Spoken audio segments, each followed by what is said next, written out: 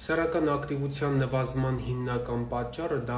լինում է սեռական ցանկության նվազումը, լիբիդոյի անկումը կամ այլ հանգամանքներում այլ սեռական խնդիր, մասնավորապես վաղաժամ սեմնաժետքումը եւ էրեկցիայի խանգարումը։ Շատ հաճախ հարց է առաջանում, ինչ կարող է մեկը մյուսի հետ կապ ունենալ, բայց անմիջական կապ ունի։ Պացիենտը գալիս է ամենատարբեր տեսակի գանգատներով, բժիշկ Շան ասում է իմ մոտ կոել է սեռական ցանկությունը, ես ելի եմ խոսել երևույթի մասին, մենք իրականացնում ենք որոշակի հետազոտություններ, տեսնում ենք սեռական ցանկությունը ըստ անալիզի տվյալների շատ լավ վիճակում է, որտեղ մենք ունենք տեստոստերոնի բարձր քանակ։ Արդեն հասկանալի է դառնում, որ պացիենտի սեռական ցանկության նվազմանը այլ ինչ-որ մի խնդրի հետևում կանգնած խնդիր է, այսինքն սա հետևանք է ինչ-որ մի խնդրի,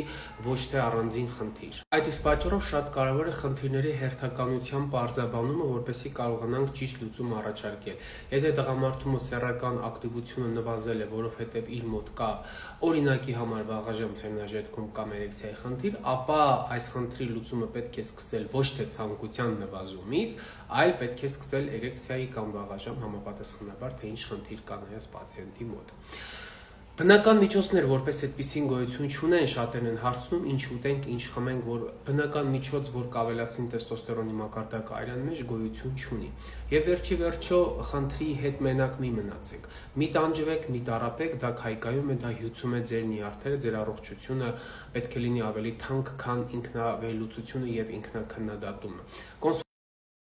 Կոնսուլտացիայի գրանցման համար ձեզ ընդհանրապես պետք է զանգահարել ինձ գոնե 1 օր առաջ, օրինակ ես այսօր առավոտյան զանգեր ստացել եմ, բայց չեմ կարող, ես հնարավոր չի ֆիզիկապես նույն օրվա մեջ այդքան գրանցում, դա գրանցումները 2-3 օր շուտ մարդիկ զանգում են, հերթագրում են, դրա համար գոնե փորձեք 1 օր շուտ կապնվել, դուք կարող եք հերթագրման համար գրել եւ TikTok-յան հարթակում անձնական